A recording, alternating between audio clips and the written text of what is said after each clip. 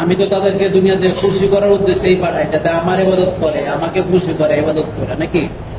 তো তারা তো বুঝবো না কিভাবে করলে, কিভাবে চললে, কোন তরতিবে করলে, কোন সিস্টেমে করলে আল্লাহকে পাওয়া যায়, আল্লাহকে খুশি করা যায়। এর জন্য আল্লাহ তাআলা কি করছে, ওই কিন্তু সাহায্য সহযোগিতা করছে, এইভাবে বান্দাকে নিজের দিকে ডেকে নিতেছে, কাছে ডেকে নিতেছে।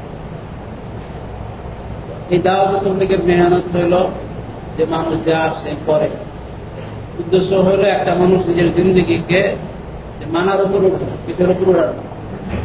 মানার উপর উঠানো। যে মানে সে বনে, যে মানে সে কি করে? বনে। একটা ছাত্র তো খুব ভালো ছাত্র, দুনিয়ার লাইনে পড়াশোনা তো অনেকেই করছে, স্কুল কলেজে ভালো ছাত্র, খুব মনোযোগ দেওয়ার পরে তাদের কাছে ভদ্র, ঠিক আছে, কারো সাথে মারামারি, কাটাকাটি, তর্ক বিতর্ক এগুলো করে না। তো সবার দৃষ্টির দিকে খারাপ নাকি ভালো? তাদের দৃষ্টিকে দিকে খারাপ নাকি ভালো? ভালো থাকে। তো এরকম দেখা যায় যে ভবিষ্যতে সে কিছু হইতে পারে। আবার অনেকে কি করে, স্যারের সাথে বেয়াদবি করে ফেলায়, স্কুলে মারামারি, কাটাকাটি এগুলো নিয়ে থাকে। এই ছাত্র ভবিষ্যতে কি হয়? ভবিষ্যৎ তার খারাপ হবে, ঠিক না? তেমন কোন সফলতা তার জীবনে আসে না। তো এই দিনের ব্যাপারেও সেইটাই, দুনিয়ার ব্যাপারে যে রকম, দিনের ব্যাপারেও সেইটা। কথা হলো যে দুনিয়ার ব্যাপারে যে পড়ালেখা করতে খুব ভদ্র সভ্য, ঠিক আছে, পড়াশোনা খুব বিদ্বান হয়ে গেছে, পড়াশোনা করা আচ্ছা স্যারদের খুশি রাখছে, মনে করেন বড় ডিগ্রি নিয়ে নিচ্ছে, ডিগ্রির আর কোনো বাকি নাই, বাংলাদেশে ডিগ্রি নিচ্ছে, বিদেশে যায় ডিগ্রি নিচ্ছে, ডিপ্লোমা করছে, তারপর একটা খুব ভালো একটা পজিশনের মধ্যে সে টাকা ইনকাম করতেছে, বাড়িঘর করতেছে, কিন্তু এটার তারপরও শেষ আছে। এটা কি আছে? শেষ আছে। এটা একসময় শেষ হয়ে যাবে, নাকি? সে যত কিছু ইনকাম করছে, দুনিয়া থেকে বিদায় নিব, চলে যাব, সে যখন মারা যাব, যার তো কিছু তার ছিল, এগুলো সব তার। মারা যাওয়ার সাথে সাথে হ্যাঁ কথা মনে হয় শব্দ মঞ্চিত আছে না? হ্যাঁ, বুঝতেছেন নাকি? বুঝতেছেন না কথা? একটা মানুষ যদি দুনিয়ার সবকিছু পায় গেল, পড়াশোনা করে খুব ভালো পড়াশোনা করলো, ডিগ্রি নিল, তারপর দেখা যায় ভালো একটা ইনকামের ব্যবস্থা হয়, চাকরি হয় বা ব্যবসা করে, ইঞ্জিনিয়ার হয় বা ডাক্তার হয়, হ্যাঁ, কত কিছু হয়ে যায়। তো সবকিছুই পাইলো, বাড়ি ঘর সবকিছুই করলো, মরার সাথে সাথে যা কিছু করলো সেগুলা কার? তার পরিবারের হয়ে যায়, নাকি তার ছেলেদের হয়ে যায়, ছেলে না থাকলে আরেকজনের হয়, নাকি পরিবার অনেক সময় দেখা যায় যে এমন একটা বিপদ হয়েছে, সবাই একসাথে মারা গেছে। যেমন একটা গতকাল কেনা জানি পরশু দিন ওই বিয়ের বাড়িতে যেতেছিল, একসাথে 7 জন না 10 জন একসাথে মারা গেছে, ঠিক না? 10 জনের সেটা তো আনন্দ ফুর্তির মতো ছিল, ঠিক না? বিয়ে শাদী হইব, বিয়ে শাদীটা এভাবে খাইব কত, কিন্তু তারা তো ভাবছে একরকম আর আল্লাহ ভাবছে আর একরকম। এখন দুজনেই ভাবে, আপনি আমিও ভাবি একটা, আল্লাহ তাআলাও ভাবে একটা, বাস্তবায়ন হয় কারটা? আল্লাহ তাআলা যেভাবে। এখন তো আপনি আমি চিন্তা করতেছি আজকে শেষ দিন, কালকে বাসায় চলে যাব, স্বাভাবিকভাবে যেরকম বাসায় থাকি, ঠিক আছে, খাওয়া দাওয়া, ঘুম, চাকরি, ব্যবসা অথবা পড়াশোনা, ঠিক না? এই সমস্ত তরতিবের মধ্যে আপনি আমি ফিরে যেতেছি, মনে করতেছি এরকম করবো, এটা হলো আমাদের ভাবনা। আর যদি আল্লাহ তাআলার অন্য ভাবনা হয়ে থাকে, তাহলে কারটাই বাস্তবায়ন হইব? আল্লাহ তাআলারটাই। তো এটার নামই হইল ঈমান। যে আমরা যেটা ভাবি, আমরা যেটা করতে চাই, এটা আমরা চাইলেই হইব না, ভাবলেই হইব না। কি ভাবলে হইব? আল্লাহ তাআলা ভাবলে হইব, আল্লাহ তাআলা যেটা চায় সেটাই হইব। এটার নামই কি? ঈমান। তো ঈমান, এই যে এতদিন যে 3টা দিন যে আল্লাহর রাস্তায় ছিলাম, এই 3টা দিন আমরা ঈমানের আলোচনাই শুনছি। এখানে ঈমানটাই মূল উদ্দেশ্য। কোন জিনিসটা মূল উদ্দেশ্য? ঈমানটাই মূল উদ্দেশ্য। ঈমানের শাব্দিক অর্থ হলো বিশ্বাস। ঈমানের শাব্দিক অর্থ কি? বিশ্বাস। তো ঈমানের শাব্দিক অর্থ বিশ্বাস। তো ঠিক আছে, আমি ঈমানটা অর্জন করে ফেলাইছি কিভাবে? আমি আল্লাহকে বিশ্বাস করছি, বাস হয়ে গেছে, আমার আর কিছু লাগে? আর কিছু লাগে না। এই যে বিশ্বাসটা হয়ে গেছে, এখন তো আর কোনো কিছু প্রয়োজন নাই, নামাজ রোজারও প্রয়োজন আছে। তো এইটা হলো শাব্দিক অর্থের উপর, একটা শাব্দিক অর্থ জানা হয়েছে, আরেকটা হইলো অর্জন করা হয়েছে। যেমন মনে করেন গোল্ড, ঠিক আছে, গোল্ড। এটা হলো কি? গোল্ড অর্থ কি? স্বর্ণ। এটা শাব্দিক অর্থ জানলাম। আরেকটা হলো আমি অর্জন করলাম। হ্যাঁ, অর্জন করা মানে আমার ঘরে আছে, আমি বিভিন্ন টাকা পয়সা ইনকাম করছি, তারপর আমি স্বর্ণ কিনছি, ঘরে আছে, এখন এটার দ্বারা ফায়দা করছে। শাব্দিক অর্থ জানার দ্বারা কোন ফায়দা হইব? ফায়দা হইব। শুধু অর্থটা জানতে পারলাম, তাহলে চিনলাম, ঠিক না? আর যখন এটা আমার ঘরে থাকবো, ঠিক আছে, হ্যাঁ, এইটা মনে করেন আপনি ব্যবহার করতে পারবেন, আপনার স্ত্রী ব্যবহার করবো, আপনি ব্যবহার করলে যদি এরকম ব্যবহার করা যেমন আংটিটা, ঠিক আছে, কিছু আছে এরকম পুরুষও ডিজাইনটা যদি এরকম, অনেকে আছে, কিন্তু পুরুষের তো স্বর্ণ পরা জায়েজ না, হারাম। পুরুষের স্বর্ণ পরা হারাম, পরা যায়, কিন্তু তারপরে তো অনেকে পরে না, যারা আরাম আল্লাহ মানে না, তার জন্য কথা হইলো যে এটার দ্বারা ওই যে উপকার, মনে করেন বিপদে পড়ছেন, এখন এটা বিক্রি করে কি করতে পারবেন? হ্যাঁ, টাকার ব্যবস্থা হয়ে যাবে, ঠিক না? 1-1.5 লাখ টাকা, 2-3 লাখ টাকা, যে যত বেশি টাকার স্বর্ণ থাকে। তাহলে শাব্দিক অর্থ জানলে হইলো ফায়দা তেমন একটা হয় না। এটা হইলো যখন অর্জন করা হয়, হ্যাঁ, তখন কি হয়? এটার দ্বারা ফায়দা হয়। তাহলে ইমানের শাব্দিক অর্থ জেনে আমার ফায়দা হবে। হ্যাঁ, ইমানটাকে অর্জন করতে হবে। ইমানটা কি করতে হবে? অর্জন করতে হবে। আর এটা তো অর্জন করা যেরকম স্বর্ণ এরকম ঘরে না সিন্ধুকে ভরে রাখবেন, টাকা পয়সা আইনা এরকম সিন্ধুকে আলমারিতে রাখবেন, বা বাড়ি ঘরের দলিল যেটা আছে, সম্পদের দলিল, হ্যাঁ, এগুলা দলিলদার কাছে আছে সম্পদ তার, তো এরকম সে ওই রকম ফায়দা এটা হইল। এটা হইলো যেহেতু ইমান জিনিসটা বিশ্বাসের নাম, ঠিক না? ইমান হইলো বিশ্বাস। তো আর এই জিনিসটা হইলো গায়েবের উপর বিশ্বাস। কিসের উপর? গায়েবের উপর বিশ্বাস। তো প্রত্যেকটা জিনিসের সাথে প্রত্যেকটা জিনিসের একটা সম্পর্ক থাকে। প্রকাশ্য জিনিসের সাথে প্রকাশ্য জিনিসের সম্পর্ক, যেমন গোল্ড হোক, স্বর্ণ হোক, এটা হলো একটা প্রকাশ্য জিনিসের নাম বলতে আছে, হ্যাঁ, কোন গায়েব জিনিসের নাম বলতে আছে। তো এটা সম্পর্ক প্রকাশ্য, প্রকাশ্য জিনিসের নাম যেহেতু বলছি, তো এটা প্রকাশ্যে দেখা যায়, প্রকাশ্যে আপনি কি করতে পারবেন? এটা ব্যবহার করতে পারবেন। কিন্তু ইমান জিনিসটা যেটা, এটা হলো একটা গায়েবের উপর বিশ্বাসের নাম, নাকি? গায়েবের উপর বিশ্বাসের নাম হলো ইমান। তো গায়েব জিনিসটাও যে গায়েবের সাথে সম্পর্ক। এখন ওরা যেমন প্রকাশ্য শক্তিটা পারবো, এটা আপনি প্রকাশ্য শক্তি পারবেন, এটা আপনি অদৃশ্য শক্তি পারবেন। এটা অর্জন করলে কি শক্তি পাবো? অদৃশ্য শক্তি। হ্যাঁ, অদৃশ্য শক্তিটা কি? ওই যে দেখো, ওই যে বলছে আজকে এই যে তালিমের মধ্যে মাত্র বললো, কি করছে, এমন একটা তারা খেত দেওয়া হয়েছে যে জমিনের মধ্যে কি নাই, কোনো পানির ব্যবস্থা নাই। যে জমিনে পানির ব্যবস্থা থাকে ওই জমিনে আপনি চাষাবাদ করে মজা পাইবেন, যা লাগাইবেন এটা সইটা হইব, অন্য ফল ফলাদির গাছ লাগাইবেন হইব, ধান লাগাইবেন হইব। কিন্তু পানির ব্যবস্থা না থাকলে ওইটার মধ্যে আলাদাভাবে সেচ করে পানির ব্যবস্থা করতে হবে, ঠিক না? আর ওই সময় কিন্তু এই পাম্প টাম এগুলো ছিল, অন্য বিভিন্ন তরতিবে অনেক কষ্ট করে আর কি মানুষের চাষাবাদ করতে হচ্ছে।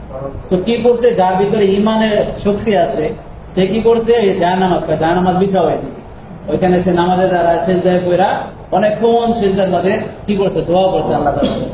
তারপরে কইলো জায়নামাজ উঠায়া এখানে কি করো, খনন করো। আল্লাহ তাআলার কাছে চাইছে, হ্যাঁ, সেজদার মধ্যে কার কাছে চাইছে? আল্লাহর কাছে। সে ইমান বানাইতে বানাইতে আল্লাহ তাআলার সাথে তার একটা সম্পর্ক, হ্যাঁ, গায়েবের সাথে গায়েবের সম্পর্ক। তো এরকম চাইতেছে কার কাছে? আল্লাহ তাআলার কাছে, যাকে দেখা যায় না। হ্যাঁ, আর কি দিয়ে চাইতেছে? কোন শক্তি দিয়ে চাইতেছে? ইমানের শক্তি। আপনি আমি এখন সেজদা করে সারা রাত চাই, হইব না। আগে ইমান বানাইতে, আগে মেহনত করে কি বানাইতে হইব? ইমান বানাইতে। ওই রকম একটা ইমান মেহনত করছে তারা, তারপরে ওই রকম একটা ইমানের শক্তি তার পয়দা হয়েছে, যার কারণে তার সেজদার মধ্যে কি ছিল, একটা পাওয়ার।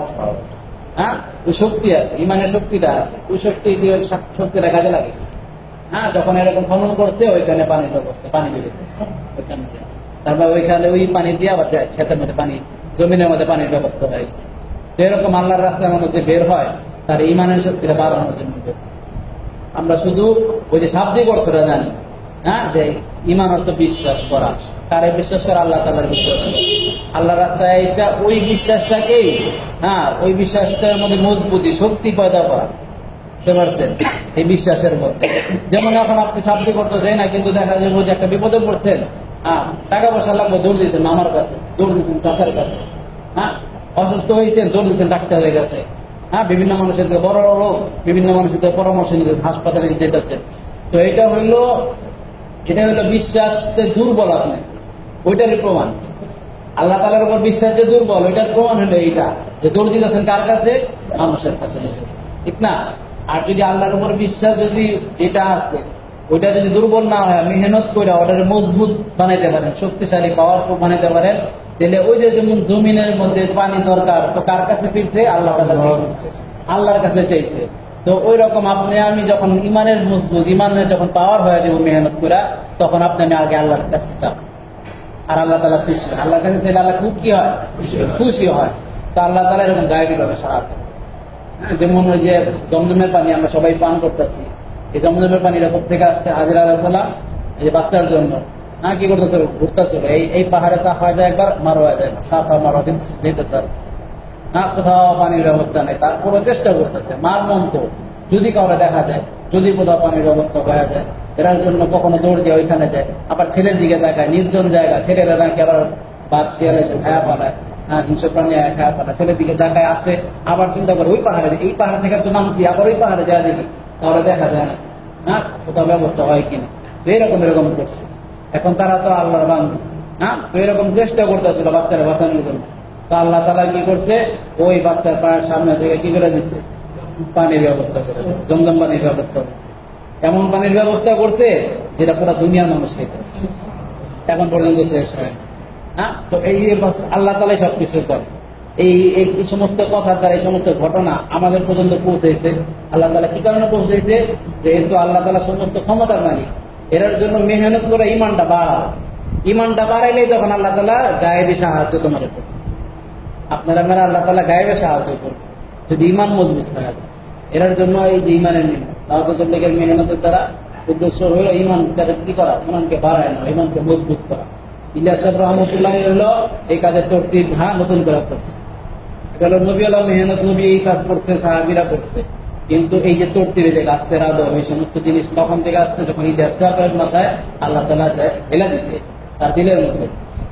ঢালার কারণ কি? কারণ কি ওই যে নবীর যে দরদ ছিল উম্মতকে বাঁচানোর জন্য, তিনি একজন আলেম ছিলেন, মাদ্রাসায় পড়াইতেন, বুখারী শরীফ পড়াইতেন।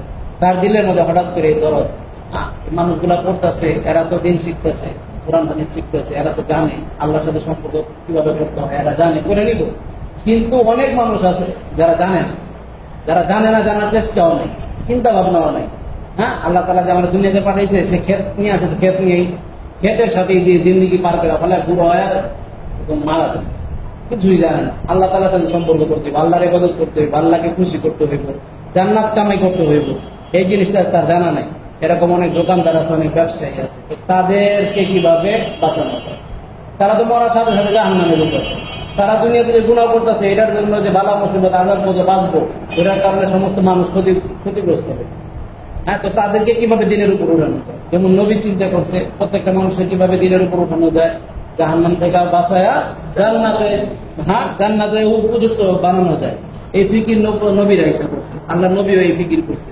তো ইলিয়াস সাহেব রহমতুল্লাহ ওই যে মাদ্রাসায় বসে ফিকিরটা তার মাথার মধ্যে আসছে, তার দিলের মধ্যে দরদটা পয়দা হচ্ছে। আল্লাহ তাআলা এই কাজের তরতিব তার দিলের মধ্যে ফেলে দিচ্ছে, এই কাজের তরতিব ফেলে দিচ্ছে। ও কাজের তরতিবটা আছে, গেছে ওলামা একরামের কাছে, দেখেন কাজ কি কোরআন হাদিস মোতাবেক আছে কি।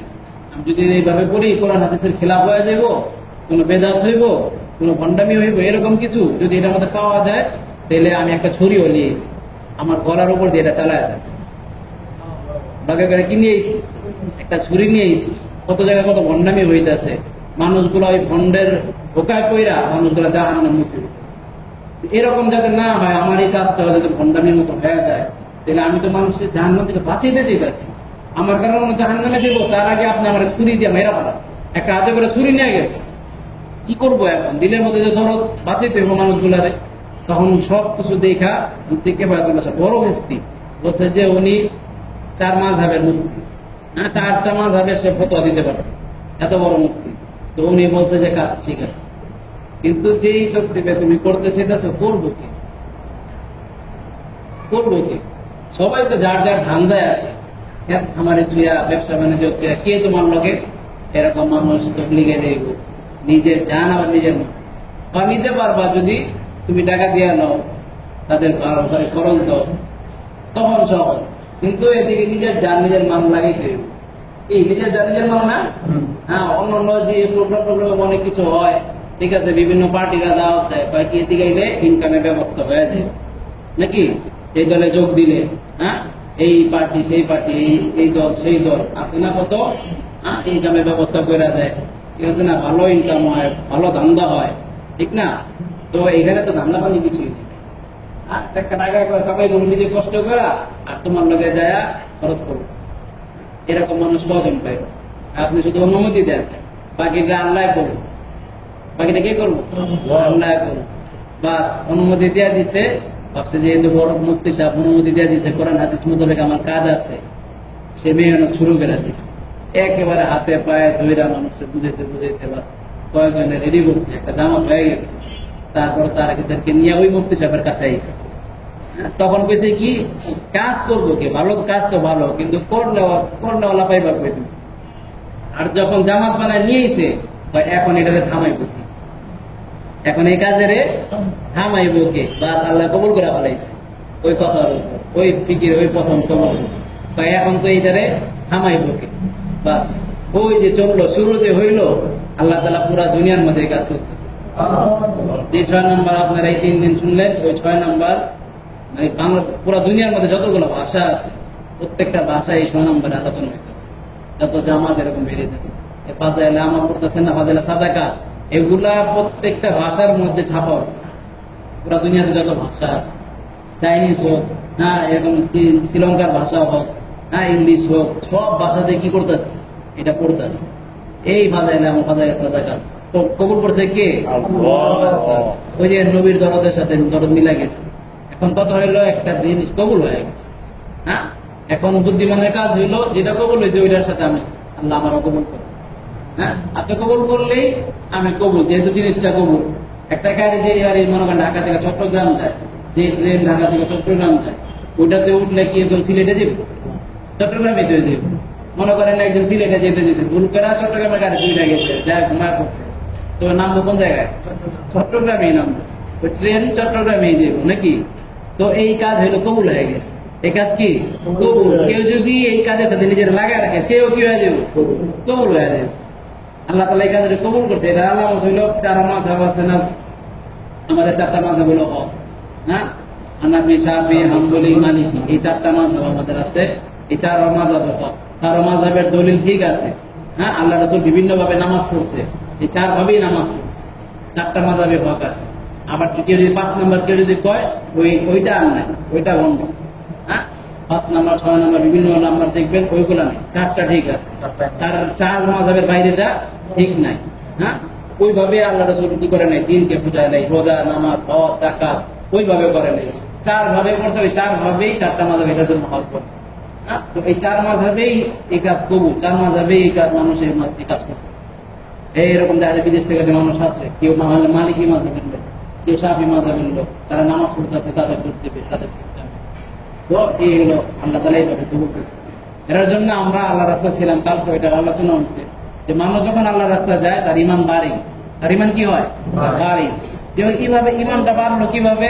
এখন আপনি আপনার মনের মধ্যে প্রশ্ন করবেন, এলাকায় থাকলে নামাজের প্রতি, হ্যাঁ কথাটা মনোযোগ দিয়ে শুনেন। হ্যাঁ এখন আপনার মনের প্রশ্ন করবেন, এই যে 3 দিন দেওয়ার আগে এলাকায় থাকা অবস্থায় নামাজের প্রতি, আমলের প্রতি যতটুকু আগ্রহ এলাকায় ছিল, এখন কি ততটুকু নাকি বাড়ছে?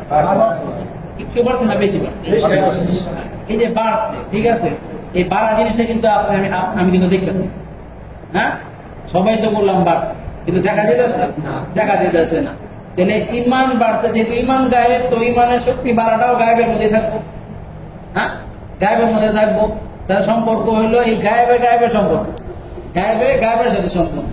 হ্যাঁ আল্লাহ তাআলা গায়েব, জান্নাত গায়েব। এর জন্য জান্নাত যেহেতু গায়েব, আল্লাহ তাআলা গায়েব, এগুলা পাইতে হইলে ওই গায়েবের শক্তি দিয়ে কি করতে হইবে? পাইতে হইবে। হ্যাঁ প্রকাশ্য জিনিস দিয়া কেনা হয়। হ্যাঁ স্বর্ণ কিনতে গেলে কিনবেন আপনি, ওইটা প্রকাশ্য টাকা দিয়া। আপনি কইবেন না যে আমি গায়েব থেকে ইমান দিয়ে দিলাম, না আমার আমল দিয়ে দিলাম, আমি কিছু নামাজ পড়ছি আজকে, ওইটা দিয়ে দাও, আমার স্বর্ণটা দিয়ে দাও। এটা পারবেন? গায়েবের সাথে সম্পর্ক। আর প্রকাশ্য জিনিসের সাথে সম্পর্ক। ওই আমল করছি, নামাজ পড়ছি, এই নামাজের বিনিময়ে আল্লাহ তাআলা যে পুরস্কার দিব, হ্যাঁ জান্নাত দিবে। একবার সুবহানাল্লাহ বলছি, জান্নাতে একটা গাছ লাগবে। তো গায়েবের সাথে সম্পর্ক, সুবহানাল্লাহ বলার কারণে একটা আমল হয়েছে, নেকি হয়েছে। নেকিটা দেখি না ঠিক আছে, কিন্তু এটার দ্বারা গায়েবটাই পাওয়া যাবে। গায়েব দিয়ে কি পাওয়া যায়? গায়েব পাওয়া যায়। বুঝতে পারছেন তো? ইমান দ্বারা আল্লাহ তাআলাকে খুশি হয়। আল্লাহ রাসূল বলছে, লা তাদখুলুল জান্নাতা হাত্তা তুমিনু, ইমান বানানো ছাড়া কেউ জান্নাতে প্রবেশ করতে পারবে না। ইমান বানানো ছাড়া কি জান্নাতে প্রবেশ করতে পারবা না। তাহলে আল্লাহর রাস্তায় এসে কি বাড়লো আমাদের? ইমান বাড়লো। তো আল্লাহর রাস্তায় যেই যাক 3 দিন দিক 40 দিন দিলে আরো বেশি, যে যত বেশি করবো সে তত বেশি। একজনে জিমে গেছে 3 দিন জিম করছে, তার বডি কতটুকু হয়েছে? আরেকজন 40 দিন দিছে, তার বডি একটু বেশি না? একটু বেশি না বেশি? বেশি, অনেক বেশি, ঠিক না? তো এইটাই সিস্টেম। 3 দিন দিয়ে যে ইমান বাড়ছে, 40 দিন দিয়ে ওই ইমান না, কয়েক গুণ বেশি ইমান বাড়ে। এটার জন্য তো 3 দিন দেওয়ার পরে এলাকায় এসে 5 দিন নামাজ পড়ে আবার ছেড়ে দেয়। আর যখন 40 দিন দেয় এলাকায় এসে লম্বা সময় নামাজ পড়ে। 4 মাস দিলে তার চেয়েও বেশি। হ্যাঁ, 40 দিন দিয়ে কি করে? কোন রকম নামাজের সাথে থাকে, কোন রকম নামাজের সাথে থাকে। আর 4 মাস দেয় যে 3 চিল্লার শাদী হয়, সেই রকম শুধু নামাজের সাথে থাকে না, সে তবলিগের কাজ নিয়ে চলতে থাকে। কি করে? তবলিগের কাজ নিয়ে চলতে থাকে। মানে যার যতটুকু ইমান ওই হিসেবে তার চলা। ইমানে যার দৌড় যতটুক, হ্যাঁ, যার ইমান যতটুক তার দৌড় ততটুক, বুঝতে পারছেন না? তো 3 দিনের সাথী আর 3 চিল্লার সাথী সমান হইব না। 3 দিনের সাথী কোন রকম নামাজ বুঝছে, পড়া দরকার, আর একটু ভুলের মধ্যে ছিলাম, সে সাথে সাথে থাকবো আপনার। আর 3 চিল্লার সাথী মেহনত করে 4 মাস মেহনত করছে আল্লাহ রাস্তায়। 3 চিল্লা মানে 3 40 120 দিন, মানে 4 মাস, সে 4 মাস মেহনত করছে। তো 3 দিনের ইমান আর 4 মাসের ইমান তো সমান হইতেই পারে না, আকাশ পাতাল পার্থক্য। এর জন্য 3 দিনের সাথে সাথে সাথে থাকবো, ঠিক আছে। আর 3 চিল্লার সাথে মেহনত করে জামা পানি সাথে সাথে থাকবো না, সে মেহনত করবে, দাওয়াত দিব, সে দায়ী হয়ে গেছে। হ্যাঁ, এটার জন্য এই যে এটা কিসের দ্বারা হয়ে গেছে? ইমানের দ্বারা হয়ে গেছে। যে মানুষ একটা সময় নামাজই পড়তো না, 3 চিল্লা দিয়ে এখন মেহনত করে আরেকজন্য নামাজি বানিয়ে গেছে, সে দায়ী হয়ে গেছে। সে কি হয়ে গেছে?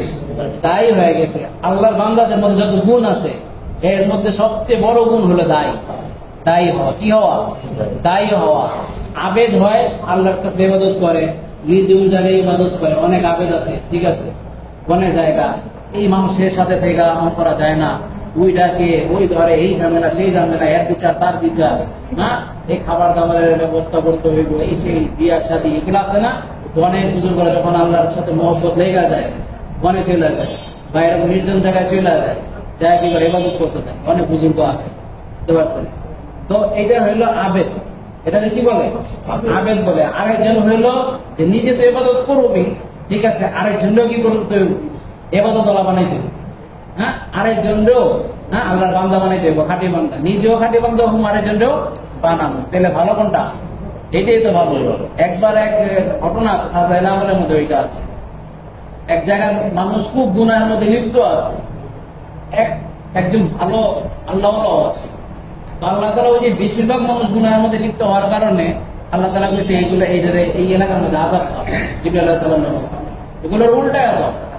আল্লাহ তাআলা জিবরাইল আলাইহিস সালাম বলতেছে, আয় আল্লাহ, এখানে আপনার খাস বান্দাও আছে একটা, যে কখনো আপনারা ভুলে না, সবসময় ইবাদতের মধ্যে, জিকিরের মধ্যে, নামাজের মধ্যে, কোরআন তেলাওয়াতের মধ্যে, পরে সহ উল্টায় দাও। হ্যাঁ, কি কয়? পরে সহ উল্টায় দাও। আমার অন্যান্য বান্দারা যে ভুলের মধ্যে আছে, জাহান্নাম যে কামাই করতেছে, এই সমস্ত জিনিস তো মাথার তো নেওয়া দরকার আছে। এগুলা নিয়ে তো ফিকির করা দরকার আছে। খালি আমি একলা বাঁচলে তো হইল না, এদেরকেও বাঁচাইতে হইল। হ্যাঁ, এরা জাহান্নামে যেতেছে আর আমি জান্নাতে যেতেছি, এটা তো সেলফিশের মতো নাকি? সেলফিশ না, এটা সেলফিশ। নিজে একা পয়সা যাবো, আরেকজন বাঁচাবো না। নিজে একা খাবো, আরেকজন খাওয়াবো। হ্যাঁ, দুনিয়াতে তো যেরকম এটা দৃষ্টিকটু, যেমন এক মানুষ এখানে বসে রয়েছে, আমি একটা জিনিস খাইতেছি, এটা দৃষ্টি করতো না, এটা সেলফিশ বলে না এটারে। তো ওই যে আবেদ হইলো সেলফিশের মতো, একা একা ইবাদত করে যে ওই সেলফিশ, নিজে নিজে বাঁচতেছে আর কেউ বাঁচাইতেছে। তাহলে নবীর উম্মত হইলো কিভাবে? শেষ নবীর উম্মতের কাজ হইলো সে দাওয়াতের মেহনত, বুঝতে পারছেন? তো এটার জন্য ভাই এলাকায় যায় কি করতে হইব? এলাকায় যায় ওই কাজের সাথে লেগা থাকতে হবে। কয় কাজ করতে হবে এলাকায় যায়? 5 কাজ, ঠিক না? কালকে বলা হইলো না, ওই 5টা কাজ করতে হইব। তো এখানে এসে যে ইমান বাড়ছে, ইমান বাড়ছে না, ওই যে বললাম কিভাবে বাড়ছে, এটা দেখাই দিলাম। যে আগ্রহ নামাজের প্রতি, আমলের প্রতি আগের থেকে কি করছে? বাড়ছে। দেখা যেতেছে না, আপনি আমি দেখতেছি না, কিন্তু ভিতরে ভিতরে তো বাড়ছে। এটার নামই হলো ইমান। তো এই ইমানের হেফাজত করা দরকার। কারণ কি, আজকে মানুষ টাকা কামাই করে, ঠিক আছে, সম্পদ কামাই করে, দলিল দেয়, কি করে? ওই যে আইনা খালা রাখে না, ওটা হেফাজত করে। হ্যাঁ, ঘোরাতে দেয় বা নিজেই কি করে, খুব সুন্দর করে ভালো জায়গায় রাখে, হ্যাঁ, যাতে কোনো ক্ষয়ক্ষতি না হয়, ঠিক আছে না? এরকম করে না? টাকা পয়সা, টাকার বান্ডিল ঘোরায় না, কই রাখে? হ্যাঁ, হয়তো ব্যাংকে জমা রাখে, হয়তো সিন্ধুকে রেখা দেয়, স্বর্ণ গয়না। তো এগুলার হেফাজত করতেছে, তো এগুলার দামটা বেশি তার কাছে, ঠিক না? এগুলার দামটা বেশি দেখে তো আমরা এগুলো করি, ঠিক না? এখন এটার দাম আর কত হইতে পারে? ইমানের দাম হলো, যেটা এই যে ইমানের আলোচনা আমরা যদি শুনতেছি, ইমানের দাম হলো যদি কেউ যারা পরিমাণ ইমান নিয়ে মৃত্যুবরণ করে, আল্লাহ রাব্বুল আলামিন তাকে দশ দুনিয়া সমান একটা জান্নাত দান। তাহলে এখন কোনটার দাম বেশি হইলো? ইমানের দাম কত বেশি, কত বেশি, ঠিক না? মানে এটার সাথে অন্য কোনো টাকা পয়সা দুনিয়ার ধন দৌলতে তুলনা হয় না। দুনিয়া তো দুনিয়া, যত টাকা হোক, যত ধন সম্পদ হোক, সবই তো দুনিয়ার মধ্যেই পড়ছে। কিন্তু যারা পরিমাণ ইমান নিয়ে গেলে এই 10 দুনিয়ার মধ্যে, একটা দুনিয়ার মধ্যে যত টাকা পয়সা ধন সম্পদ যা কিছু আছে, ঠিক আছে, এই 10 দুনিয়া সমান একটা জান্নাত আল্লাহ তাআলা দান করে। আর জান্নাতের একটা যে ইট, ওই ইট মনে করেন পুরা দুনিয়া বিক্রি করে ওই ইটের দাম দিতে পারবো না। জান্নাতের ইট গুলাই রকম, জান্নাতের এক একটা নিয়ামত তো দামি দামি, বুঝতে পারছেন? তো মানুষ যেহেতু টাকা পয়সার হেফাজত করে, তাহলে আমরা যখন বুঝলাম যে ইমানের দাম টাকা পয়সা চাইতে অনেক বেশি, তাহলে ইমানের হেফাজত করা দরকার না? বা ইমানের হেফাজত করা দরকার না? ইমানের হেফাজতটা আপনার আমি নিজে যদি না করি তাহলে দরকার, যার যারটা তার করতে হবে। আপনার টাকা আপনি ইনকাম করে নিয়েছেন, বান্ডিল নিয়েছেন, এটার জন্য আপনি আপনার বন্ধুরে বলেন না যে টাকাটা কই রাখ, বলেন নাকি? বলেন না, নিজেই চিন্তা ভাবনা করেন কই রাখতে হবে। এইভাবে ইমান, যে আমি তো আল্লাহ রাস্তায় আসার পর কি বাড়ছে? ইমান বাড়ছে। এই ইমানের হেফাজতটা, এই ইমানের খেয়ালটা কার রাখতে হইব? আপনার আমারই রাখতে হইব, বুঝতে পারছেন? তো এই ইমান হেফাজত হইব 5 কাজের সাথে থাকে। কয় কাজের সাথে থাকে? 5 কাজের সাথে থাকে। এইটা যদি আপনি 5 কাজের সাথে না থাকেন, এই যে আজকে 3টা দিন মেহনত করে ইমানটা যে বনলো, এত দামি জিনিসটা আপনি অর্জন করছেন, তাহলে এলাকায় যে 5 কাজের সাথে না থাকেন, এই ইমানটা ধ্বংস হয়ে যাবে, নষ্ট হয়ে যাবে। পোকায় খায়া ফেলায় যেরকম, দলিল পত্র একেবারে ছিঁড়া ফেরা ফেলাইছে, এখন কি করবেন? দলিল নেই, হ্যাঁ, টাকা পয়সা মনে করেন একেবারে হারায় গেছে, চুরি হয়ে গেছে, হ্যাঁ, টাকা পয়সা নিয়ে গেছে বা চলে এসে নিয়ে গেছে, নিঃস্ব হয়ে গেলেন না? তো এরকম ইমানটাকে শয়তানে কি করবো? ধোকা দিয়ে 5 কাজের থেকে সরায় রাখবো, ইমানটা ধ্বংস করা যায়। টাকা পয়সা তো চোর হলো দুনিয়ার চোর, আর ইমানের চোর হলো দুনিয়ার চোর না। হ্যাঁ, ইমানের চোর হলো কে? শয়তান। ইমানের চোর হলো শয়তান। এই শয়তান প্রত্যেকটা মানুষের পিছনে লেগা থাকে মওত পর্যন্ত। কি পর্যন্ত? হ্যাঁ, লেগা থাকে। কারণ কি? তার হইলো ব্যবসা বাণিজ্য, তার পড়াশোনা নাই, চাকরি বাকরি নাই, বিবি বাচ্চা নাই, আছে কিছু? কাজ হলো একটাই। আমাদের যদি একটা কাজ হতো, তাহলে একটা কাজ খুব গুরুত্বের সাথে করতে পারতাম। যেমন মনে করেন, হ্যাঁ, আল্লাহরে খুশি করা, ইবাদত করা। কিন্তু আমাদের তো আর অনেক কিছু আছে, হ্যাঁ, বিবি বাচ্চা, পড়াশোনা, এগুলো সেগুলো আছে না? এগুলার কারণে আমরা অত মজবুত ভাবে করতে পারি না। কিন্তু শয়তানের কাজ কয়টা? একটাই। এটার জন্য খুব মজবুতের সাথে করে। একটা মানুষ দুনিয়াতে আসার পর থেকে নিয়ে তারে কবরে পাঠানোর আগ পর্যন্ত তারা ধোকা দিতে, রুহ বের হওয়ার আগ পর্যন্ত তারা ধোকা দিতে থাকে। আপনি যখন আজ ছেড়েছে না, আপনার রুহ বের হয়নি, আপনি দেখে কিন্তু ভয় পেয়ে গেছেন, এই সময়টাও শয়তানে এসে তার ধোকা দিতে, যাতে ইমানটা না নিয়ে যেতে পারে। যদি ইমানদার হয় তার ধোকা দেয়, আর যদি ইমানদার না হয়, আগে থেকে কাফের মুশরিক, ঠিক আছে, তখন শয়তান এমনি খুশি, তখন হাততালি দিতে থাকে, খুশি আনন্দ ঈদ মানাইতে থাকে।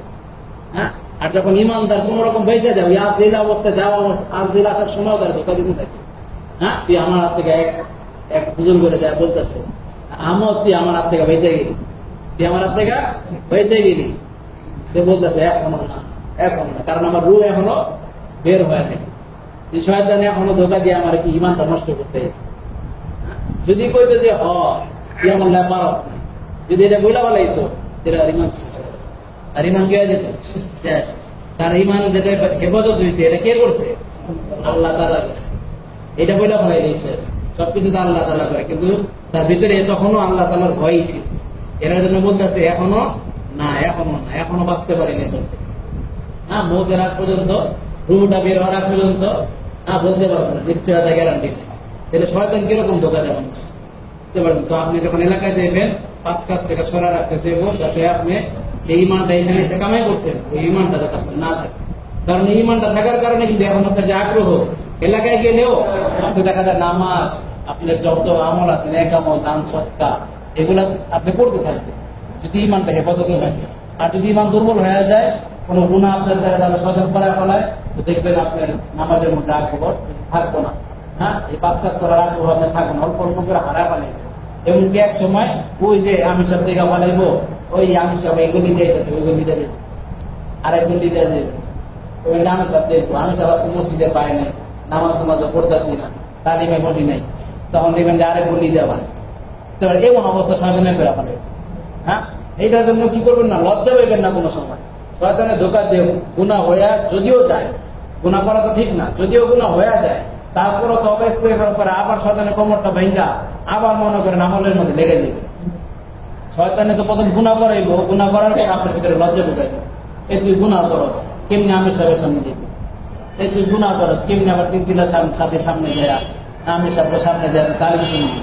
হ্যাঁ, শয়তান এইরকম লজ্জা দেয়, নামাজ না করলে শয়তান এইরকম লজ্জা দেয়। ওই লজ্জা একে তো ওইটাও কোনো ভুল হইলো, আবার শয়তানের এই ধোঁকায় পড়ে আরেকটা ভুল করে ফেলায় যে সে সইরা যায়, লজ্জার কারণে সে সইরা যায়। অথচ এখানে লজ্জা, এইটা তো লজ্জা না, এটা তো লজ্জার বিষয় না, শয়তানের লজ্জা লাগাই দিতে আছে। শয়তানে আমার ধোঁকাতে সরাইছে, আবার আমি করি, শয়তানের ধোঁকাতে সরাইছে আবার করবো। মানুষের ব্যবসা লস হয়ে গেলে ছেড়ে দেয় সবকিছু, ছাড়ে না, আবার করতে থাকে, আবার চালান লাগায়, তারপর যে করে দিন করে। তো এরকম এটা তো দিনের কাজ, এটা তো করতেই হবে। বুঝতে পারছেন ভাই সবাই? এটার জন্য 5 কাজে লেগেই থাকুন যেভাবে, ঠিক না? যে একটা আমার ছুটা গেল, এটা যদি না লাগানো যে কে কি করলো, কে কি ভাবলো, হ্যাঁ, আপনি চিন্তা করবেন আল্লাহরে তো আমার পাইতে হয়, 2-1টা ভুল হয়ে গেছে, আবার তবে আবার কি করবেন, আমাদের সাথে লেগে দেবে। হাদিসে আছে কেউ যদি দিন থেকে তওবা করে, গুনাহ হয়ে গেছে, তখন আল্লাহর কাছে তওবা করতেছে, আল্লাহ আর তওবা এই গুনাহ করুন না, আল্লাহ তাআলা তারা পুরো পাক সাফ করে দেয়, সমস্ত গুনাহ আল্লাহ মাফ করে দেয়, তার কোনো গুনাহই থাকে না তওবা করলে। আর তাইবু বিযামবি কামান লা যামবা, এই হলো অবস্থা। বুঝতে পারছেন? তো এর জন্য 5 কাজের সাথে লেগে থাকবো ইনশাআল্লাহ সবাই। আল্লাহ তাআলা আমাদের সবাইকে কবুল করে। আল্লাহর রাস্তায় হলো দোয়া, আল্লাহ কবুল করে। হ্যাঁ, বনি ইসরাইলে আল্লাহ তাআলা অনেক নবী পাঠিয়েছে, প্রচুর নবীদের মতো আল্লাহ তাআলা দোয়া কবুল করে। এর জন্য যেহেতু আজকেও আমি আল্লাহর রাস্তায় আছি, কালকে লাগে গেলে আল্লাহর রাস্তা শেষ। হ্যাঁ, এখানে এখন সুবহানাল্লাহ বলবেন, 50 কোটি বার সুবহানাল্লাহ বলার সওয়াব আল্লাহ তাআলা দিব। এলাকায় চলে যাবেন, একবার বলার সওয়াব, হ্যাঁ, এটা শেষ হয়ে যাবে। এখন এখানে দোয়া করার সুযোগ আছে, এলাকায় যে দোয়া করলে এত ফায়দা হবে না, এখানে থেকে দোয়া করলে যত ফায়দা হবে। তো আজকে দিন সুযোগ আছে, হয়তো তাহাজ্জুদ করতে সবাই উঠতে পারবেন অথবা পারবেন না। যদি বিশ্বাসটা করতে পারবেন তাহলে তাহাজ্জুদ করবেন, আর নয়তো কেউ যদি এশারে পড়ে, এশার নামাজ তো বেরিয়ে ফেলেছে, এখন 2 রাকাত 4 রাকাত যাই করেন, এটাও তাহাজ্জুদ হিসেবে আল্লাহ তাআলা গণ্য করবেন। তাহলে আমি যদি উঠতে ইচ্ছা নাই অথবা সক্ষম পারি না, দুর্বল আমি, তাহলে ঘুমানোর আগে 2 রাকাত নামাজ পড়ি, তাহাজ্জুদের নিয়তে, আর আল্লাহর কাছে দোয়া করি, আল্লাহ আপনি আমাদের এই 3 দিন থাকলাম, অনেক ভুলভ্রান্তি হয়ে গেছে, মাফ করে দেন, আর আমার এই সময়টাকে কবুল করে দেন। তারপর এলাকাতে আমার 5 কাজ করতে হবে, হ্যাঁ, ইমানের হেফাজত করতে হবে, আল্লাহ আপনি আমার কবুল না করলে আমি পাবো, আপনি আমার কবুল করেন। এইভাবে দোয়া করে ঘুমাইবেন, এলাকায় যায় যদি 5 কাজ করেন, দেখবেন পরবর্তীতে 3 দিন হওয়া, 40 দিন দেওয়া আল্লাহ সহজ করে দেন। হ্যাঁ, বান্দা যে চেষ্টা করে আর তৌফিক কে দেয়? বান্দার চেষ্টা দেখবো আল্লাহ তাআলা বান্দা কতটুকু করতেছে। হ্যাঁ, এটার জন্য করবো তো ইনশাআল্লাহ সবাই, আল্লাহ তাআলা আমাদের সবাইকে কবুল করে। আমার ভাই এলাকায় যায় এইভাবে মেহনত করবেন সবাই। তারপর নিজের পরিবার পরিজন আছে, বাবা মা ভাই বোন, এদেরকে নিয়ে তালিম করবেন, তাদেরকেও বাঁচাইতে হইব। আপনি বয়ান করে তাদেরকে বুঝাইতে পারবেন না, এর জন্য কি করবেন, ঘরের মধ্যে তালিম চালু করেন, দেখবেন আস্তে আস্তে সবাই নামাজি হইবে। আস্তে আস্তে আপনার বিবি বাচ্চা যারা আছে, ঠিক আছে, মেয়ে লোক যারা আছে, মা বোন যারা আছে, এরা পর্দাশীল হয়ে যাবে। হ্যাঁ, এরকম আলোচনা হইব, দিনের আলোচনা হইলেই তারা পর্দাশীল হয়ে যাবে, তারা নামাজি হয়ে যাবে আস্তে আস্তে হইবে। আপনি চিন্তা করবেন আজকে শুনাইলাম, আজকেই সাথে তবা করে সব ভালো হয়ে যায়, এরকম না। আপনি পড়তে থাকবেন আর আল্লাহর কাছে দোয়া করতে থাকবেন, আমার পরিবারটা আপনি কবুল করেন। হ্যাঁ, আপনার দায়িত্ব কিন্তু সবার। আর কিয়ামতের ময়দানে আপনার ঘর হইব যে তোমার মা নামাজ পড়লো না, তোমার বেবি নামাজ পড়লো না, তোমার বোন নামাজ পড়লো না, তোমার বাচ্চা কাচ্চা নামাজ পড়লো না। হ্যাঁ, এটার জন্য তুমি দায়ী, তুমি তাদেরকে শিখো। হ্যাঁ, ধমকাধমকি করলো, ধমকাধমকি করলে আরো অনাগ্রহ সৃষ্টি হয়। হ্যাঁ, আর উল্টা হয়ে যায়। যেমন অনেক বাচ্চা গুলো মানে এখন আছে, বাবা মা কি করে, মাইরা ওখানে কি করতে পারে না, ওই ভুলের থেকে সরাইতে পারে না, সিগারেট খাওয়ার থেকে সরাইতে পারে না, নেশা করা থেকে সরাইতে পারে না। তো ধমকাধমকি করে হয় না, মারামারি করে, কাটাকাটি করে, গালাগালি করে হয় না। এই মহব্বতের সাথে হয়, মহব্বতের সাথে অনেক বড় বড় কাজও কি হয়ে যায়, হ্যাঁ, হাসিল করা যায়, সহজ হয়ে যায়। হ্যাঁ, আর কঠিন হইলে ওইটা সহজ হয় না। অনেকে দেখা যাবে আপনারা মানবো, আপনার ভয়ের কারণে মানবো, দিন থেকে মানবো না। আর ওটা বেশি দিন মানা হয় না, যেটা ভয়ের কারণে হয়, গালি গালাজ করে, হ্যাঁ, ছোট দেখা আমি, তার ছেলে দেখা, হ্যাঁ, তার ছোট ভাই দেখা আমার গালি গালাজ করতেছে, মারপিট করতেছে, এই মানাটা বেশি দিন মানবো না। আর যদি মহব্বতের সাথে তারা আপনি বুঝাইতে পারেন, তাহলে এটা দিন থেকে মান। আর দিন যখন ক্লিয়ার হয়ে যায় তখন বা সবকিছু সহজ হয়ে যায়।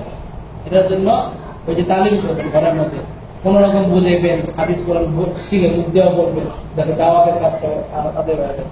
তো দেখা যাবে ইনশাআল্লাহ সবাই পরিবর্তন হয়ে যাবে, ঠিক আছে না? ইনশাআল্লাহ বাসায় যাওয়ার সময় সালাম দেবেন। আগে যেরকম ছিলেন এখন তো অনেক কিছু শিখছেন। বাসায় যাওয়ার সময় সবাইকে সালাম দিবেন, ঠিক আছে? বড় ছোট সবাই, আল্লাহ রসুল সবাই সালাম দিতেন। আজকে তো ছোট মানুষের সালাম দেয়, হ্যাঁ, বড়দের সালাম দেয়। তো এটা তো সুন্নত না। সুন্নত হইল ছোটরাও সালাম দেওয়া, বড়রাও সালাম দেওয়া, হ্যাঁ। তারপরে হাদিয়া নিয়ে যাও, বাসা যাওয়ার সময় হাদিয়া, আল্লাহ রসুল এরকম জামাত থেকে সফর থেকে যখন যেতেন হাদিয়া নিয়ে যেতেন, সাহাবীরা হাদিয়া নিয়ে যেতেন, ঠিক আছে না? এইভাবে আমরা যাবো। যদি যেহেতু পরিবর্তন হয়ে যায় তাহলে আমার দেখা দেখি অনেক মানুষ, এলাকার মানুষ, হ্যাঁ, চল্লিশে আসতেছে, আপনার দেখা দেখি আপনি ভালো হয়ে গেছেন, তো আপনাদের বলবো যে আমার ছেলেরা নিয়ে যাও, কেউ বলবো আমার ছোট ভাইটারে নিয়ে যাও, আবার কেউ বলবো আমার বাবা ঘরের মধ্যে পড়ে থাকে নিয়ে যাও, হ্যাঁ। এইরকম আপনার দেখা দেখি যে দাওয়াটা হয়ে গেল না, দেখা যাবে সে যে নামাজ পড়েছে যে আমরা রাস্তা দেবো, এটার সব আল্লাহ তাআলা আপনারাও করেছে। একটা কত সুন্দর কামাই না? তার জন্য আল্লাহ তাআলা আমাদের সবাইকে কবুল করুন।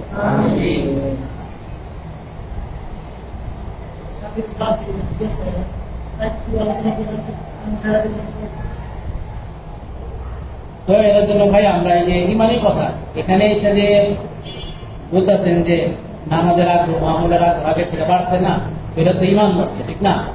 এই সমস্ত কথার মধ্যে যত থাকবে, ঠিক আছে, তত ইমান বাড়তে থাকবে। আপনি যদি এলাকায় যাতে বন্ধু বান্ধব থাকে ওইগুলোর সাথে আড্ডা মারতে থাকবেন। বন্ধু বান্ধবের সাথে এখনো মিশা দরকার, কিন্তু ওইভাবে মিশবেন। বন্ধু বান্ধবের সাথে মিশতে যাইবেন, আবার দেখবেন আপনাদের খেল তামাশার মধ্যে, গান বাজনার মধ্যে নিয়ে যাবেন, পিকনিক টিকনিক আপনি রাজি হয়ে যাবেন, ইমান পুরো ধ্বংস হয়ে যাবে। তাদের সাথে এইভাবে মিশা যাবে না, তাদের সাথে মিশবেন দাওয়াতের নিয়তে, ঠিক আছে? আগামী মাসে আমরা একটা তারিখ করছি, ওই তারিখের দাওয়াত দেওয়ার জন্য তার সামনে যাইবেন, তার সাথে চাটা খাইবেন, চা খাওয়ায় তার দাওয়াত নেবেন, নিজের জন্য দিনের জন্য টাকা খরচ করবেন। ওইখানে যদি আপনি এই নিয়তে টাকা খরচ করেন, তাহলে 5 টাকা দামে চা খাওয়াইলেন তো 1 টাকা বিনিময়ে আল্লাহ তাআলা 7 লাখ টাকা দান করার সওয়াব। এটা দিনের জন্য করলেন না, আল্লাহর জন্য করেন, এটার নামে আল্লাহর রাস্তা, বুঝতে পারছেন? তো ওই যে জাহাজে বসে কবুল হয়ে গেছে। কিন্তু ওই যে তারাও আড্ডা মারে রাত পর্যন্ত 10টা বা 11টা 12টা পর্যন্ত, আপনি ওই আড্ডার মধ্যে জড়াই গেলেন, তাহলে দেখবেন যে আপনি তবলিগ থাকবেন, আপনার যে মানানো যেটা আসছিল ওইটা থাকবে। একদিন মনে করেন অনেক এরকম সাথী আছে, ওই সাথী গুলোকে মিশতে যায়, মানে বন্ধু বান্ধব মিশতে যায়, এখন নিজে নামাজি করে 4 মাস যাওয়ার সাথে 3 চিল্লার সাথে পরিবেশ কি করে, পরিবেশ মানুষের নষ্ট করে। পরিবেশ খুব ডেঞ্জারাস জিনিস, পরিবেশের কারণে আরেক মানুষ নষ্ট করে। বুঝতে পারছেন ভাই? পরিবেশটা ওই পরিবেশের সাথে মিশতে হবে, মিশলে কি হইব, আপনার দিলটা ওই যে দিলের মধ্যে নষ্ট যে জিনিসগুলো আছে ওই পরিবেশে, বিভিন্ন এই দিক সেদিকের আলোচনা, গান বাজনার আলোচনা, খেলাধুলা নিয়ে আলোচনা বন্ধু বান্ধব করে না, ওই আলোচনাগুলো আপনার কান দিয়ে ঢুকে মনের মধ্যে প্রবেশ করবো, আর এই দিক থেকে যেটা অর্জন করছেন ওটা বের হয়ে যেতে পরে এক পর্যায়ে দেখা যাবো আপনার কোনো আগ্রহ নেই নামাজের প্রতি, আমলের প্রতি, হ্যাঁ, আপনি এইগুলো থেকে দূরে থাকেন। ওই যে আমাদের এই যে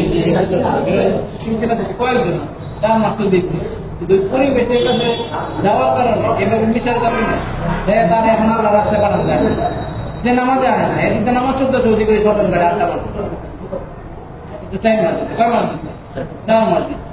এখন আপনি 3 দিন দিয়ে কত সুন্দর আপনার মন চেয়েছে সারা জীবন কি নামাজ পড়বো, কোনো সময় নামাজ ছাড়বো, ঠিক না? তো এটা তো আরো মন চেয়েছে, আপনি 3 দিন দিয়ে মন চেয়েছে, তারপর 4 মাস দিয়েও মন চেয়েছে, কিন্তু কথা হলো যে পরিবেশের সাথে মিশার কারণে তার এই অবস্থা। পরিবেশের সাথে মিশা গেলে 4 মাসের সাথে নষ্ট হয়ে যাবে। আর যদি পরিবেশের সাথে না মিশে, তাহলে 3 দিনের সাথে 4 মাসের সাথে বেশি আনন্দ, বুঝতে পারছেন? ঠিক আছে ইনশাআল্লাহ। এর জন্য পরিবেশের সাথে কি করা যাবে না, মিশা যাবে না। আর ইমানের কথা এই যে যেমন এখানে এসে বলতেছেন ইমান বাড়ছে, আমলের আগ্রহ, নামাজের আগ্রহ বাড়ছে, তার মানে এটা ইমান বাড়ছে, ঠিক না? তো এই সমস্ত কথার মধ্যেই থাকবে। ওলামা একরাম যে বয়ান করে, যেমন জুম্মার দিন তাড়াতাড়ি মসজিদে চলে যাবে, হ্যাঁ, কিসের জন্য? হুজুরের কথা শোনার জন্য। হুজুরের কথাগুলো দিনের কথা না সব, ওইগুলো ওইখানে শুনবো, ওইখানে বসবেন, দেখবেন অনেক কিছু আপনার অনেক ফায়দা হইল। এখন আমরা ওই যে দেখা যায় যে ওই মাদ্রাসা থেকে পড়া শেষ করছি 2013-তে, তো 13-তে পড়া শেষ করার পরে এখন এত বছর হয়ে গেছে, তো তারপরেও এখন ওলামা একরামের যখন মুরব্বী, তারপরে ওলামা একরাম আছে, ওলামা একরামের কাছে গেলে এখনো এমন এমন আমল জানতে পারি যেটা দ্বারা আমি মনে করি যে বিশাল করে একটা কামাই। বুঝতে পারছি? যেমন ধরেন একটা উদাহরণ, মানে কিছুদিন আগে আমাদের শায়েখের কাছে শুনছি আমলটা, যেমন একটা আমল হইলো সূরা ইখলাস সবাই পারি না, বেশিরভাগ মানুষ শুধু সূরা ইখলাস পারে। তো এই সূরা ইখলাস হইলো 3 বার করলে, এটা তো হাদিসে আমরা পাইছি মাদ্রাসা যখন পড়ি, আল্লাহ তাআলা একবার কোরআন শরীফ পড়ার খতম করার সওয়াব আল্লাহ তাআলা দান করে, ঠিক না? এটা কত বড় আমল না? এর সাথে আরেকটা কথা যোগ করছে। কি যোগ করছে? বলছে যে কেউ যদি 3 বার পড়ার পর এই নিয়ত করে আদম আলাইহিস সালাম থেকে নিয়ে এই পর্যন্ত যত মুসলমান দুনিয়া থেকে বিদায় নিছে, আমার এই 3 বার পড়ার যে খতমের সওয়াব হলো কোরআন শরীফ একবার, আল্লাহ আপনি সবার রূহের মাগফিরাতের জন্য বকশিশ হিসেবে কবুল করে নেন। এটা যদি বলে আল্লাহ তাআলা একেবারে আদম আলাইহিস সালাম থেকে নিয়ে পর্যন্ত যত মানুষ কবরে গেছে সবার রূহের মাগফিরাতের জন্য আল্লাহ তাআলা পাঠায় দেন। তাহলে এই যে এতগুলো সওয়াব, ওই একবার 3 বার কুল আল্লাহ বললেন, বাস পায় গেল। তো কত বড় ফায়দা হলো না এটা পড়ার দ্বারা?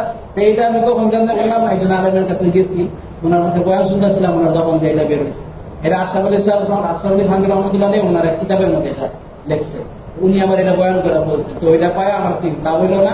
তো এরকম ওলামা ইকরামের সোহবতে যত বেশি থাকবেন, হ্যাঁ, যে যত বেশি থাকবে তত বেশি ফায়দা পাইবে, জিন্দেগি পরিবর্তন হয়ে যাবে। আমার নানা, উনি কখনো মাদ্রাসায় পড়েন, উনি কি করে নাই, কখনো মাদ্রাসায় পড়ে নাই, কিন্তু ওই যে ছোটবেলায় দেখলাম যখন আমার মনে করেন 7-8 বছর হয়, 10 বছর, ওগুলোর কথা মনে আছে, হ্যাঁ, তো দেখতাম যে উনি বড় বড় সূরা পড়তেন, বড় বড় সূরা দিয়ে নামাজ পড়তো, বড় বড় সূরা এমনি মাঝে মাঝে তেলাওয়াত করতো। তো এত বড় সূরা উনি কেমনি তেলাওয়াত করে, মাদ্রাসা পড়ছে নাকি? হ্যাঁ, জানতে পারতাম যে না, উনি মাদ্রাসায় পড়েন। উনার একটা বন্ধু আসলো, সে ছিল আলেম। ওই আলেমের সাথে থাকতে থাকতে উনার অনেক মাসনা মাসের কোরআন তেলাওয়াত সহি সবকিছু ঠিকঠাক হয়ে গেছে। হ্যাঁ, উনি প্রতি সপ্তাহে এখন কাকে সব পূজারি করতে যাইতেন। ওনার মৃত্যুর সময় ওনার সামনে একদিন যায় দেখছে, সবসময় ওনার জমানের মধ্যে রব্বি আল্লাহ এই এই জিকিরটা চলতে থাকতো জীবিত অবস্থায়। মৃত্যুর সময় একজন বলছে, ওনার সামনে যায় দেখছি যে ওনার ঠোঁট নড়তেছে মৃত্যুর সময়। আর ইমাম সাহেব যিনি নামাজ পড়েছেন অনেক বড় বুজুর্গ ব্যক্তি, হ্যাঁ, ওনারা দেখলে মনে হবে যে জান্নাতের লোক দেখতেছে। উনি জানাজা পড়ানোর সময় বলে দিচ্ছে এই লোক জান্নাত, এই লোক কি জান্নাত। তো ওনার একটা দোয়া ছিল, ওনার পরিবারের মধ্যে কেউ হাফেজ ছিল না, হ্যাঁ, কেউ আলেম ছিল না। ওনার দোয়া, আমার পরিবারের মধ্যে একজন হাফেজ দেন। এখন ওনার পরিবারের মধ্যে না হলেও 7 থেকে 8 জন হাফেজ আছে, বংশধরদের। তো একজন মানুষের ছিল। ওলামা ইকরামের সোহবতে কি জিনিস, ওলামা ইকরামের দ্বারা কত ফায়দা হয়। আপনি মনে করেন আপনি সারা জীবন আপনি ওটার বিনিময়, ওলামা ইকরামের বিনিময় শোধ করতে পারবেন না, ঋণ শোধ করতে পারবেন না, বিনিময় দিতে পারবেন না। একজন আলেম এত দামি, এর জন্য আলেম কোন আল্লাহ তাআলা তাদের দিলটারে, আলেমের দিলটারে আল্লাহ তাআলা কোরআন হাদিসের জন্য বাছাই করছে। আজকে একটা দল বা অনেক মানুষ আছে এরকম, এই আলেমদেরকে দেখতে পারে কত বড় জঘন্য, মানে দুনিয়ার বুকে সবচেয়ে জঘন্য কাজের মধ্যে এটাও একটা, যে আলেমদেরকে অপছন্দ, শুধু অপছন্দ করতেছে। জিনা করার চেয়ে তো খারাপ কাজ নেই, আলেমদেরকে অপছন্দ করা। যে আলেমকে অপছন্দ করবো ওর ঠিকানা জাহান্নাম হইব, এটা নিশ্চিত।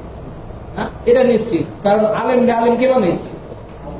আলেমটা অপছন্দ করলো মানে আল্লাহ তাআলা ফয়সালাটা অপছন্দ করলো। এই অনেক মানুষ আছে আলেমদের অপছন্দ করার কারণে মুসলমান নামের উপর থাকে, ঈমান হারায় আমার আলেমদেরকে অপছন্দ করার কারণে। এর জন্য আল্লাহর রাস্তায় আমরা যেহেতু আসছি, এখন এলাকায় যাবো, আলেমদের সোহবত, ইমাম সাহেবের কাছে যাবেন, মাঝে মধ্যে যাইবেন, তার কাছে হাতিয়া নিয়ে যাইবেন, খুশি হইব, খুশি হয়ে দোয়া দিব। ইমাম সাহেবের কাছে অনেক ফায়দা পাইবেন, এই দোয়াই আপনার কাজে দিন, ঠিক আছে ইনশাআল্লাহ। এলাকায় যা বেশি বেশি চেষ্টা করুন ওলামা ইকরামের সোহবতে থাকার জন্য। আর ওলামা ইকরামের সাথে যারা মেহনত করে, হ্যাঁ, তাদের সাথে থাকবো আমরা। আর হইলো যদি দেখি আমার বন্ধু বান্ধব আত্মীয় স্বজন কেউ ওলামা ইকরামের সাথে মেহনত করতেছে না, অন্য ওই যে তাদের সাথে তাদেরকে পারলে বোঝাবো, আমাদের দরকার নেই। দেখবেন এমন উল্টা কথা বলবো, হাজিরা যায় দেখবেন আপনি নিজের অপরাধী মনে করবেন, হ্যাঁ, মনে করবেন যে আমার কারণে এই গুণাগুলা কামাই করতেছে। এরকম পর্যায়ে তারা চলে গেছে। অনেক নাফরমানি কথা বলবো, আলেমরা কি জানে, আলেমরা কি বুঝে, এই সমস্ত কথা বলবো। অথচ ওদের মানে জ্ঞানটা ওই পর্যন্ত যায় না যে একটা আলেমের ভিতরে যে কি পরিমাণ এলেম বা কি পরিমাণ আমল আছে, এটা তারা বুঝতে পারে। মনে করেন যে দাওয়াত তবলিগের অনেক সাথী 3 ছেলে দিছে, তাদের দ্বারা যেহেতু তারা অভ্যস্ত মাত্রই কয়েকটা দিন এই তবলিগে যায়, অনেক আমল তাদের ছুঁটা যায়, অনেক আমল তাদের ছুঁটা যায়। হ্যাঁ, এরকম পেশাব পায়খানার আমল হোক, ঘুমানোর সময় দোয়া হোক, কিন্তু একজন আলেমের এগুলো ছুটে না। কারণ তারা একেবারে ছোট বাচ্চা যখন নাবালেগ ছিল, হ্যাঁ, আলেম ওলামা ইকরামের ব্যাপারে যখন আমি কথা বলি, এই কথাটা বলি যে আপনি যে আজকে ওলামা ইকরামকে ছোট করে দেখেন, একজন ওলামা ইকরাম লিয়া ভাবেন আর আপনার লিয়া ভাবেন। সাধারণ মানুষ বেশিরভাগ হইলো নামাজ পড়ে কখন যায়, যখন যায় ওই যে তার দিনের মধ্যে একটা দিনের বুঝ ঢুকে, অথচ তার নামাজ পড়া হয়েছে আরো কয়েক বছর আগে। কি কথা ঠিক কিনা? হ্যাঁ, তারপর নামাজ পড়া হয়েছে 13 বছর 14 বছর। হ্যাঁ, এই সমস্ত বয়সের মধ্যেই তো নামাজ ফরজ হয়। তারপরে সে নামাজটা ধরে ভালোভাবে কোন সময়? বেশিরভাগ মানুষ এই 30-40-এর পরে যায় নামাজ পড়ে, আর এত বছর তো নামাজ পড়ে নাই। আর একজন আলেম কখন থেকে নামাজ ধরে বলেন তো? যখন তার উপর নামাজ ফরজ হয় নাই, 7-8 বছর যখন তার উপর নামাজ ফরজ হয় নাই, ওই সময় থেকে এক হইলো ওই সময় থেকে নামাজ পড়ে। দ্বিতীয় কথা হইলো ওই সময় থেকে সহি শুদ্ধ ভাবে পড়ে। আর একটা সাধারণ মানুষ যে বললো যে 30-40 বছরে যা পড়ে, তখন আবার কিভাবে পড়ে? সূরা ফাতিহা ঠিক নেই, সূরা ফাতিহা ঠিক নেই, কালিমা ঠিক নাই, তবলিগে এসে ধরা পড়ছে। কালিমা ঠিক করতে করতে তার আরো কয়েক বছর, 10 বছর ছিল। সূরা ফাতিহা ঠিক করতে করতে অনেক আছে তবলিগ লাভ করি, 10 বছর চলে যায়, 20 বছর ধরে তবলিগ করে, এখনো আলেমের সামনে যদি পড়ে, সাধারণ সাথীদের সামনে জামির সাহেব হ্যাঁ কি বলে এরকম সূরা আরেকজনে শিখে গেছে, কিন্তু নিজেও ভুল দেন আরেকজনে বলছি। একজন আলেমের সামনে যখন বসে তখন ধরা পড়ে যায়। এটার জন্য অনেক বড় বড় আমির সাহেব আছে, যখন দেখে জামাতে আমির সাহেব যে আলেম থাকে ওনার সাথে বসে না, ওনার এক গ্রুপ দিয়া দেয় বাচ্চা গোলাপান দিয়া, আপনি ওরে শিখান, আমি এদেরকে নিয়ে বসি। লজ্জায় রাখি, লজ্জার কারণে। তাহলে চিন্তা করে দেখেন, একজন আলেমের ব্যাপারে কথা বলা যে আমাদের সাথে সাজে? হ্যাঁ, কোনোভাবেই সাজে, কোনোভাবেই সাজে না। আকাশ পাতার পার্থক্য একজন আলেমের সাথে আর একজন বড় বড় আবেদের সাথে। বড় বড় আবেদের কথাই বললাম, মানে খুব রোজা রাখে প্রতিদিন, হ্যাঁ, তাহাজ্জুদ করে, এই আবেদের সাথে আলেমের সাথে এত পার্থক্য হাদিসে বা কি আছে? হ্যাঁ, একজন আলেম শয়তানের কাছে 1000 আবেদের চাইতেও কঠিন। একজন আলেম আর শয়তানের কাছে 1000 আবেদের চাইতেও কঠিন।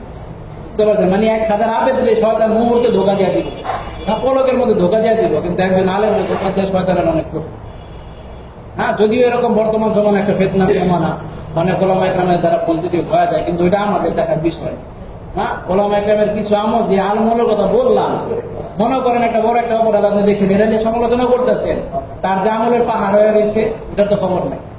শয়তান আবার দেখায় কি, একজন আলেম কোরআন তেলাওয়াত করতেছে, এর সাথে নামাজ পড়তেছে, ওটা দেখাইব না।